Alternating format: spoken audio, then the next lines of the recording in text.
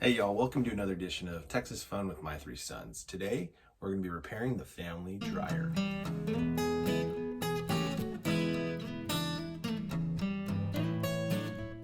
The laundry company is definitely out of business right now. So the laundry is getting backed up, as you can see, mostly my stinky undies, but our dryer is not working. You can tell that the light is working, so we do have power. I'm going to show you a couple quick steps to remove the dryer and diagnose it and hopefully get it up and running before the wife finds out.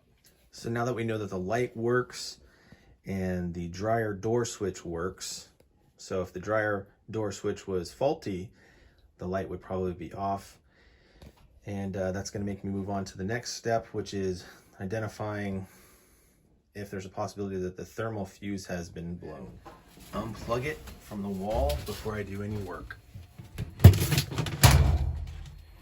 You can use a 1/4-inch hex nut, or if you have a multi-bit driver, you just pop out your bit, and that's a 1/4-inch hex as well. Okay, I got the back panel off now, and down here you can see the thermal fuse is right here. All right, so there's one other step that we're going to do to check to see if our fuse has been blown as well. We're going to use this is Harry G. This is Harry's conductance meter or multimeter, and so what we're going to do is we're going to change it to ohms, which is indicated by the omega symbol here. And we're going to start really high, and as you can see, it's labeled at 1, and so we're going to know if there's any continuity within that that electrical fuse if our number changes. So I'm just going to set this here, and I'm going to test it first by going to another wire. So I got a wire right here, and it terminates over here. So as I place the probes on there, we can see that we have a change on our multimeter. It goes down to 4.2, which is telling us that there's an electrical continuity going through that wire, which means that wire is intact. So we're going to do the same thing over here on the fuse, and we get nothing. And it doesn't matter which red or black you place, because continuity flows in either direction, and you can see we've got nothing. So that's a pretty good indication that our fuse is blown and that we're going to need a new fuse. We're going to do one other test, and we're going to show you right now how to check for it. Got my power unplugged. What I'm going to do is I'm going to take these two prongs off, and I'm going to tape them together with some electrical tape. I'm going to start the dryer real quick, see if that's the issue, and if it is the issue, then I'll go ahead and go to the store and I'll buy a new replacement part for that.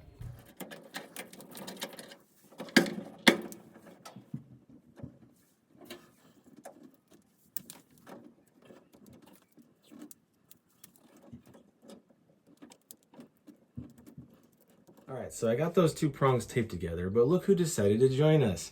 This is Harrison. He's the oldest of my three sons, and he's going to help us fix the dryer. So me and Harry were talking about common causes of fires. And Harry, what's the #1 cause of a house fire? To me, it would be the fireplace. Fireplace, absolutely. Places where you already have fire in the home are definitely going to be the fire starters. So fireplace is definitely the #1 cause of most home fires. And what else? What do you think is #2? Or right up there with #2? Maybe a kitchen fire, leaving the stove on, or the That's oven. right. Kitchen fire. You got a 90-year-old grandma who likes to cook by herself when no one's alone. Definitely going to be a cause for a fire. Okay, so, and right up there with kitchen fires, what else? Dryer fires. Dryer fires. Yeah, absolutely. So dryers are always causing fires. So one of the main reasons that a dryer is going to catch fire is that there is too much lint buildup. And let me show you. So in our dryer, I pulled off the back, and you can see there's quite a bit of lint buildup under here. So I'm gonna go ahead and I'm gonna clean that out.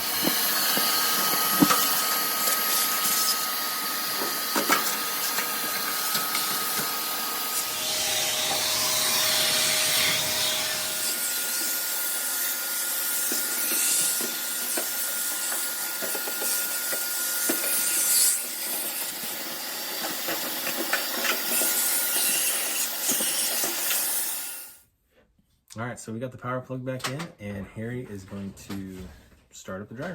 All right, Harry, let's see it. Okay. And there you have it. Turned right on. It works!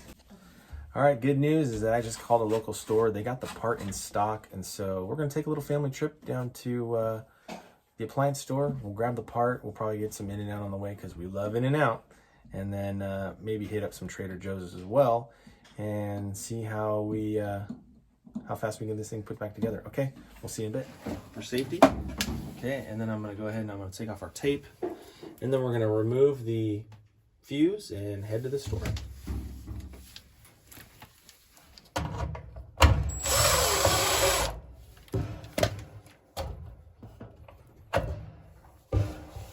And there it is, folks.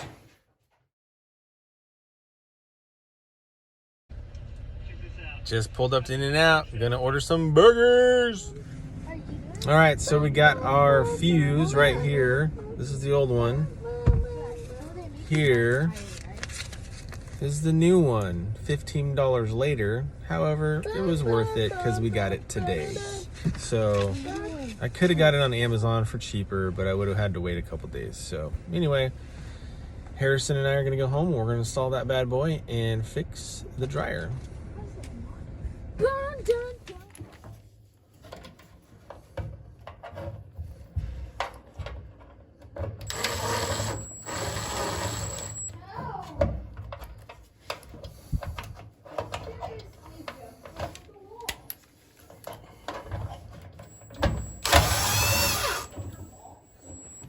There's a little tab here that it has to sit in. There we go.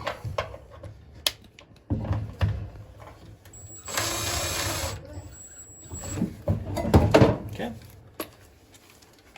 There's that. You don't have to do this, but I marked the top one with my tape here so I knew which wire goes where. Just kind of a handy trick that I've learned over the years to mark things. Okay, we'll go ahead and we'll plug it back in, and Harry's gonna test it. All right, are you ready? Hit it. It worked. All right. We are in business. Nice work, Harry. All right, the laundry company is back in business. So I'm gonna go ahead, I'm gonna replace the panel, those 7 screws, and we're good to go. We'll catch you next time on the next episode of Texas Phone with my 3 sons. Have a great day, y'all. I don't get paid by doing these videos, but I just wanted to throw a shout out to these little magnetic dishes here. They are super cool. You can get them very cheaply at any of your tool stores, Harbor Freight, Home Depot, Lowe's, they all carry them. But they do make your job a lot easier. And if you have to leave it overnight or somewhere where the kids might get to it, it will definitely help you and save all of your screws. I definitely recommend them, and they are a blessing.